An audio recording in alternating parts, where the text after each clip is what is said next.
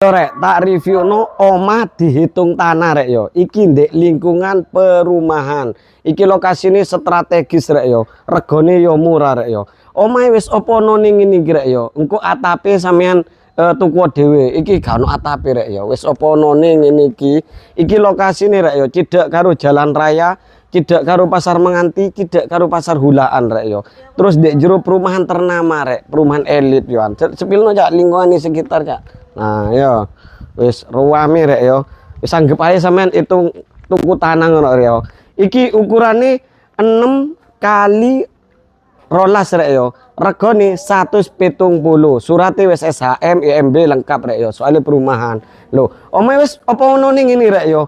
Wis free tembok ngene iki lho sampean. Free kok gawe urukan lek sampean pengen bangun maneh wis dirobokno. Gawe urukan lek sampean pengen renov ya renovan dhewe yo. Ini ono teras selawalina walibadilai solihin lah.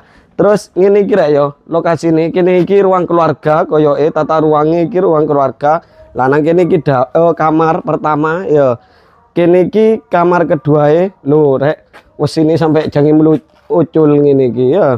Nah terus nang kini iki kamar kamar mandi. Nang kini iki ono halaman luas, dapur utawa anu wis ngono rek yo. Sik langsung tak sepilno kene cak, tak jeputno kene cak. Sik. Nah. Iki rek yo.